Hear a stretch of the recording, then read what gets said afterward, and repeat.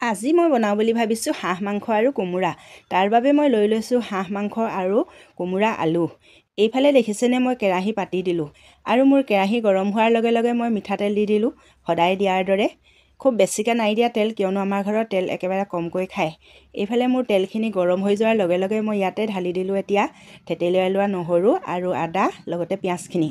আৰু এইখিনি এতিয়া মই ধুনীয়াকৈ ৰঙচুৱা পৰালৈকে ভাজি থাকিম। এনেকৈ ভাজি ভাজি যেতিয়া এইখিনি ৰঙচুৱা পৰি যাব, তেতিয়া মই ইয়াতে দি দিম 1 চামুচ হালধি। এয়া দেখিছেনে মই হালধি 1 চামুচ দি দিলোঁ। আৰু ইয়াতে মই এতিয়া দি দিম মিট মছলা, জিৰা, ধনিয়া, সকলোখিনি মছলা দি পেলাই মই মাংসখিনি ঢালি দিলোঁ। আৰু মাংসখিনি ঢালি পেলাই মই এতিয়া এইখিনি সুন্দৰকৈ লৰাই ল'ম। আৰু তেল, মছলা, পিঁয়াজ, নহৰু আটাইখিনি ধুনীয়াকৈ মাংসৰ লগত মিহলি হৈ যোৱালৈকে মই এনেকৈয়ে লৰাই থাকিম। আৰু লৰাই মেলি এইখিনি মই ঢাকনি মাৰি অলপ দেৰি সিজিবৰ কাৰণে ৰাখি দিম। আৰু মাংসখিনি সিজাৰ পাছত মই এতিয়া ইয়াতে আকৌ দি দিম কাটি ৰখা কোমোৰা আৰু আলুকেইডোখৰ।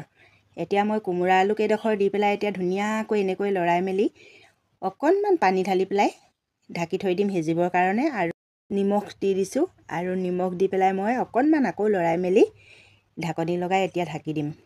তাৰপাছত মোৰ মাংস ফাইনেল লুকটো চাব দেই। এয়া দেখিছেনে মোৰ মাংস ৰেডি হৈ গ'ল। হাঁহ কম কোমোৰা বেছি।